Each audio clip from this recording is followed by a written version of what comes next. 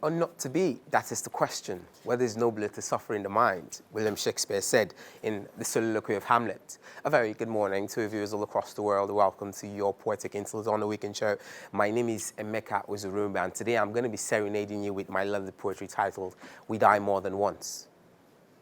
How many times can a man die? A man can die up to 8 times.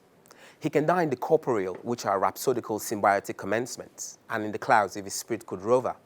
He is never in the ascendancy or descendancy. He's in the morgue where men are baked cold.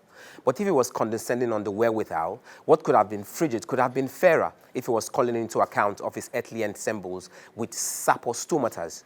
He was given unto a cell with half-lives when he first died, but this was, of course, trivial. He was given into taking people convivial when he died, and oxygen flew from his lungs, but in asphyxiations, in a bastardized society without care for the rule of law, when the prison houses revolutionaries and the cell languishes revolutionaries. He was also taken to where he found out he was spiritually involved, and here he was quick to die of syndication. And the instance he died, and when lest it occurred, was in the pits and stops of a poo-poo, where the law is only in a watchtower for the aristocratic. And a detonation was made in a plutonium extravaganza, and terror like bomb blasts when I see these hungry children on the streets. I cannot take my mind away. I cannot claim I am not human. If you see a gazelle with a broken fibula, wouldn't you take pity?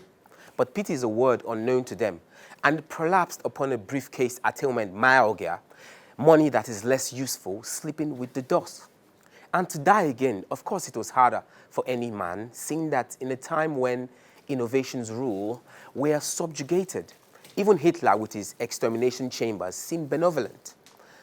For a blood-throng haulage seemed of crevice and a coppice in the precipice of this malice.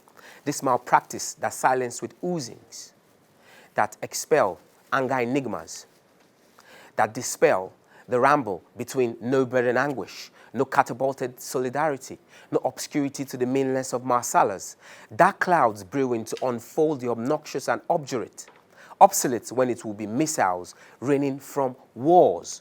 And how many will be in the permeable of such a crossfire, spurred from greed and the inability to disperse social equity? These are further deaths that last longer than mortal death itself.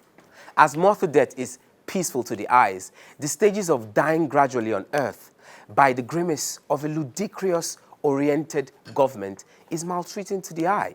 A pambi-nambi you need not see of squalor's agenda.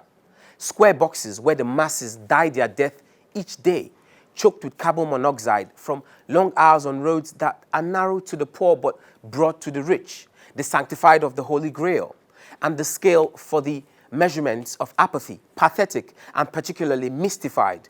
If only they walk toward the path of bettering the country and creating a developed society. If only they made laws that favored every Nigerian citizen. If only they cared for the poor and the broken. If only they built good roads and standard schools.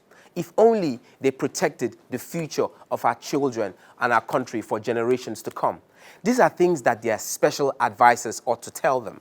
These are things that their special assistants ought to cobble their oblongata. And living in such a society, of course, it was worse in harangues of this precursor. My lovely audience all across the world, you can see how we die at multiple deaths in Nigeria. We die more than once in Nigeria. We die every day we live in the Nigerian streets. My lovely audience all across the world, don't go anywhere and stay tuned because we have more coming up for you on The Weekend Show.